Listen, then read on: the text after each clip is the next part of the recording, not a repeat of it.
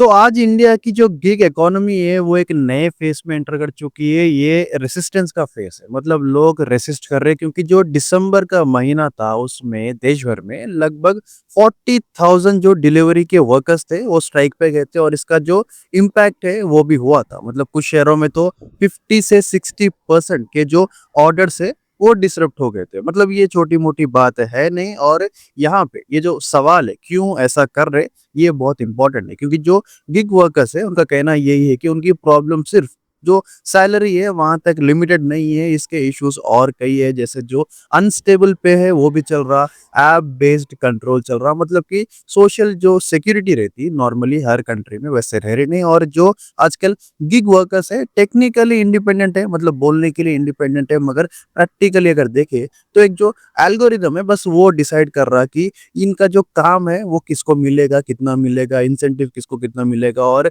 कब account block होता। ये भी बहुत बड़ी परेशानी है क्योंकि बिना एक ह्यूमन एक्सप्लेनेशन के कोई भी मतलब एल्गोरिदम क्या करता, किसी को भी किसी वर्कर को भी किसी बात के बेसिस पे ब्लॉक करते रहता। और जो कंपनीज का जो आर्ग्यूमेंट है, मतलब कंपनी से असल में तो इसको सपोर्ट करना, मगर उनका जो आर्ग्यूमेंट है वो ये है कि ये जो मॉडल है वो ग्रोथ के लिए जरूरी है, इसीलिए जो कस्टमर्स को फास्ट सर्विस चाहिए और मार्जिन्स है जो है ना, ये सब पूरा जो एक पूरा साइकिल है उसके बेसिस पे हम ये मॉडल शुरू करें और यही चलते रहता। लेकिन यहाँ एक जो क्लियर गैप है वो दिख रहा क्योंकि कन्वीनियंस और जो फेयरनेस है उसका गैप है। अब एक तरफ ना जो 10 मिनट डिलीवरी सेलिब्रेट करते रहते सब लोग, दूसरी तरफ जो डिलीवरी पार्टनर्स है उनके लिए लॉन्ग वर्किंग आवर्स रहते हैं, राइजिंग के मतलब फ्यूल कॉस्ट रहते हैं और मेडिकल कवर या जो एक्सीडेंटल प्रोटेक्शन है उसमें भी लैग कर रहे। अब ये जो स्ट्राइक है इसका बेसिक सवाल यही है कि जो गिग इकोनॉमी है वो सस्टेनेबल है? अगर वर्कर्स ही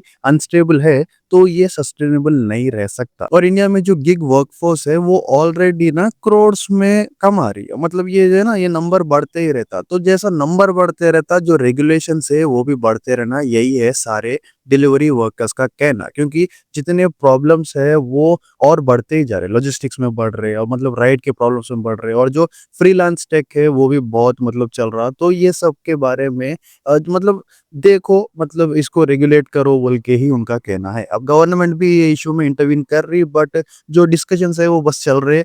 मिनिमम पे स्टैंडर्ड कितना रहना, इंश्योरेंस कवरेज कितना रहना और जो प्लेटफॉर्म मतलब अकाउंटेबिलिटी लेते रहना, ये सब चीज के ऊपर बातें चल रही। पर ग्राउंड रियलिटी एक ही है कि जब तक ये जो प्रेशर है उसको रिफॉर्म नहीं करते ये ऐसे ही चलते रहता और ये स्ट्राइक भी ऐसे ही चलते रहता। मतलब अगर आप जो वर्कर्स है उनके ऊपर अगर प्रेशर डाल रहे तो ये स्ट्राइक करके मतलब आपके ऊपर भी वाइस वर्सा प्रेशर डालेंगे। और इसकी वजह से अपन रिसेंटली दिसंबर के महीने में देख लिए जितने भी स्ट्राइक्स है उसकी वजह से मतलब जो क्रिसमस था, न्यू ईयर था, ये सबके सेलिब्रेशंस को हिट हुआ। 50 to 60% जो ऑर्डर्स है वो भी हिट हुए। और ये प्रोटेस्ट ना एक छोटी मोटी वार्निंग थी कि अगर गिग इकोनॉमी जो है, जो लोग है, अगर वो सब एक साथ मतलब जुड़ गए तो जितने भी एप्स है उनको झटका लग सकता। तो जो पॉलिसी है और जो फेयरनेस है अगर वो सही करे तो ये जो डिजिटल जॉब है जो इंडिया में मतलब एक एक एक अच्छे पोजीशन में है, ये वैसे ही चलता। अगर नहीं तो ये जो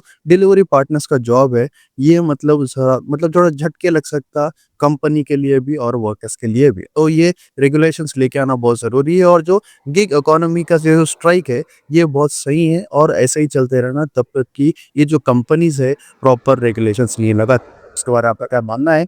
कमेंट करके बोलो।